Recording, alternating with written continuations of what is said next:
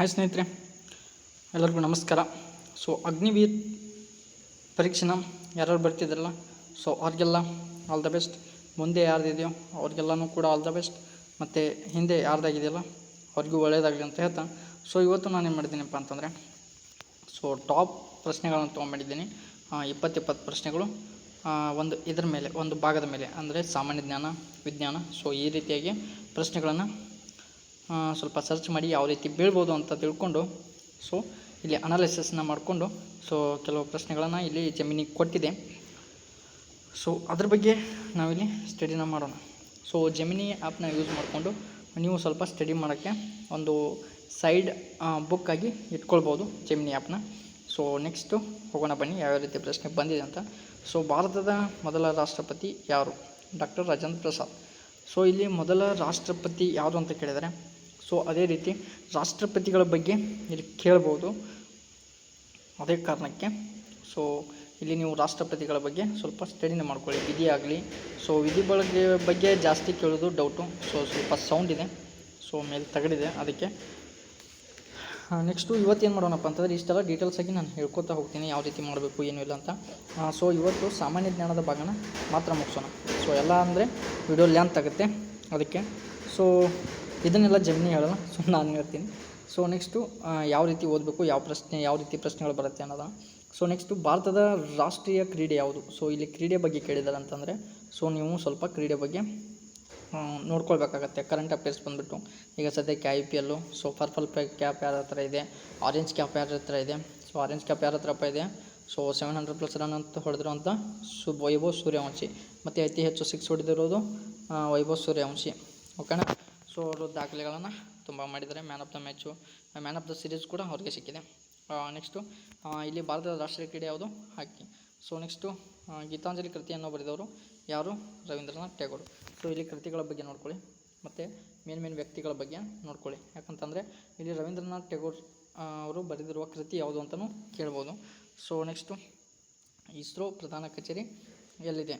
So ನಿಮ್ಗೆ ಗೊತ್ತಿದೆ, Bengaluru. So ಇಲ್ಲಿ ಏನು ಮಾಡಬೇಕು, ಪ್ರಧಾನ ಕಚೇರಿಗಳು ಯಾವ್ಯಾವ ಇದೆಯಲ್ಲ, ಸೊ ಟಾಪ್ 10 ಅಂತ ಗೂಗಲಲ್ಲಿ ಹೊಡೆದ್ರೆ ಸೊ ಅದನ್ನು ನೋಡ್ಕೊಳ್ಳಿ. ಸೊ ಈಗ 2 ದಿನ ಟೈಮ್ ಇದೆಯಲ್ಲ, ಜಸ್ಟ್ ಟಾಪ್ 10ನ ನೋಡ್ಕೊತ ಹೋಗಿ. ನೆಕ್ಸ್ಟು ಭಾರತದ ಸಿಲಿಕಾನ್ ವ್ಯಾಲಿ ಎಂದು ಯಾವ ನಗರವನ್ನು ಕರೀತಾರೆ? ನಿಮಗೆಲ್ಲ ಗೊತ್ತಿದೆ, ಬೆಂಗಳೂರು. ನೆಕ್ಸ್ಟು ಶಿಕ್ಷಕರ ದಿನಾಚರಣೆಯನ್ನು ಮತ್ತು ಇಲ್ಲಿ ಇನ್ನೊಂದು ನಗರಗಳ ಬಗ್ಗೆ ಅಂತಂದರೆ ಯಾವ ನಗರಕ್ಕೆ? ಸೊ ಈಗ ಪಂಜಾಬ್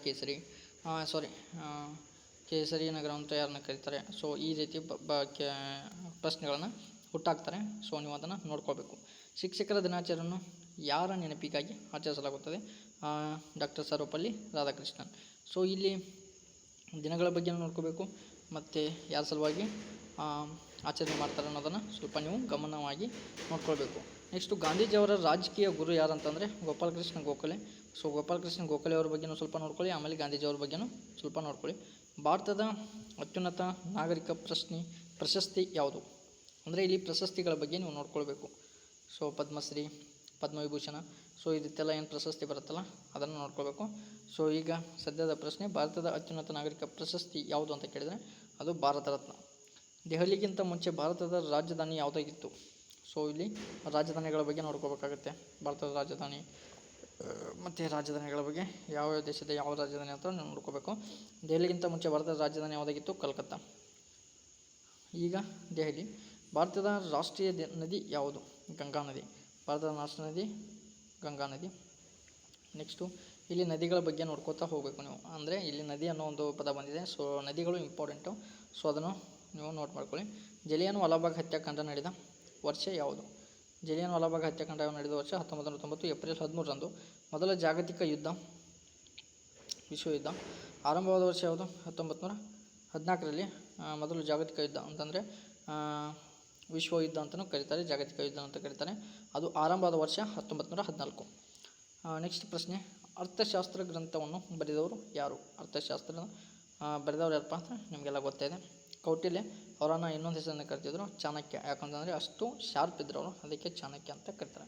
ವಿಶ್ವ ಪರಿಸರ ದಿನವನ್ನು ಯಾವಾಗ ಆಚರಿಸಲಾಗುತ್ತೆ? ಆಗ ಇದೆ ದಿನಗಳ ಬಗ್ಗೆ ನೋಡ್ಕೊಳ್ಳಿ ಅಂತ. ಸೊ ಅದನ್ನು ನೋಟ್ ಮಾಡ್ಕೊಳ್ಳಿ. ಜೂನ್ 5 ವಿಶ್ವ ಪರಿಸರ ದಿನ. ನೆಕ್ಸ್ಟು ಕಾರ್ಗಿಲ್ ವಿಜಯ್ ದಿವಸ್ ಅನ್ನು ಯಾವ ದಿನ ಆಚರಿಸಲಾಗುತ್ತದೆ? ಕಾರ್ಗಿಲ್ ವಿಜಯ ದಿವಸ್ ಯಾವ ದಿನ ಆಚರಿಸ್ತಾರಪ್ಪ? ಜುಲೈ 26. ಓಕೆನಾ? ದಿನಗಳ ಬಗ್ಗೆ ನೋಡ್ಕೊಳ್ಳಿ ಅಂತ ಇದೆ. ಸೊ ಸ್ವಲ್ಪ ದಿನಗಳ ಬಗ್ಗೆ ಹೆಚ್ಚು ಒತ್ತು ಕೊಡಿ, ಯಾಕಂದರೆ ಅದೇ ಪ್ರಶ್ನೆ ಜಾಸ್ತಿ ಬರುವ ಸಂಭವ ಇರುತ್ತೆ. ಗಾಂಧೀಜಿಯವರ ದಂಡಿ ಸತ್ಯಾಗ್ರಹವನ್ನು ಯಾವ ವರ್ಷ ಆರಂಭಿಸಿದರು? 1930ರಲ್ಲಿ. ಸೊ ಇದು ಸತ್ಯಾಗ್ರಹಗಳ ಬಗ್ಗೆ ಎಷ್ಟು ಜಾಸ್ತಿ ನೋಡ್ಕೊಳ್ಬೇಡಿ, ಸ್ವಲ್ಪ ನೋಡ್ಕೊಳ್ಳಿ, ಅಂದರೆ 2 ದಿನ ಟೈಮ್ ಇದೆ. ಇನ್ಕ್ವಿಲಾಬಾದ್ ಜಿಂದಾಬಾದ್ ಅನ್ನೋ ಘೋಷಣೆನ ಯಾರು ನೀಡಿದರು ಅಂತ ಕೇಳಿದ್ರೆ ಭಗತ್ ಸಿಂಗ್. ಸೊ ಇಲ್ಲಿ ಅವರ ಘೋಷಣೆಗಳು, ಸೊ ಯಾರ್ಯಾರು ಯಾವ್ಯಾವ ಘೋಷಣೆ ಮಾಡಿದ್ದಾರೆ ಅಂತ ಅದನ್ನು ಸ್ವಲ್ಪ ನೋಡ್ಕೊಳ್ಳಿ.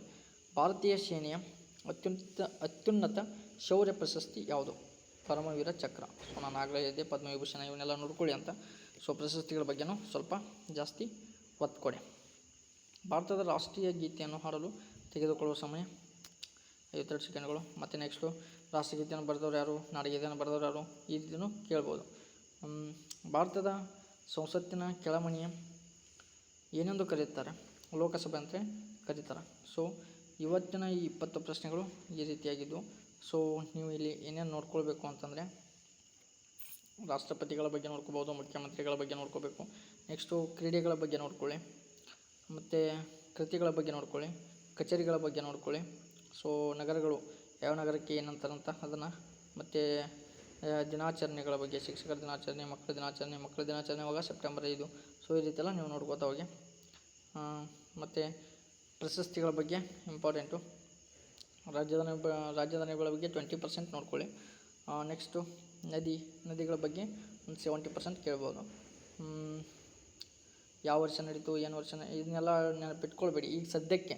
ಅಂತಂದರೆ ನೀವು ಏನೋ ಸೀರಿಯಸ್ ಓದ್ತಾ ಇದ್ದೀರಪ್ಪ, ಮುಂದಿನ ಎಕ್ಸಾಮ್ ಆದರೂ ಕ್ರ್ಯಾಕ್ ಮಾಡಬೇಕು ಅಂದ್ಕೊಂಡಿದ್ರೆ ಸೊ ಎಲ್ಲನೂ ಓದ್ಕೊಳ್ಳಿ ಈಗ 2 ದಿನದಲ್ಲಿ. ಸೊ ಇದು ಯಾವ ವರ್ಷ ನಡೀತು ಇದನ್ನೆಲ್ಲ ನೆನಪಿಟ್ಕೊಳ್ಳೋ ಒಂದು ಟ್ರೈ ಮಾಡಿ. ಆಗಲಿಲ್ಲ ಅಂತಂದರೆ ಬಿಟ್ಬಿಡಿ. ಮತ್ತು ಗ್ರಂಥಗಳ ಬಗ್ಗೆ ಸ್ವಲ್ಪ ನೋಡ್ಕೊಳ್ಳಿ, ಹೆಚ್ಚು ಒತ್ತು ಕೊಡಿ, ಯಾವ ಗ್ರಂಥವನ್ನು ಯಾರು ಬರೆದ್ರು ಅಂತ. ನೆಕ್ಸ್ಟು ವಿಶ್ವ ಪರಿಸರ ದಿನಗಳ ಬಗ್ಗೆ ಆಗಲೇ ಹೇಳಿದ್ದೀನಿ.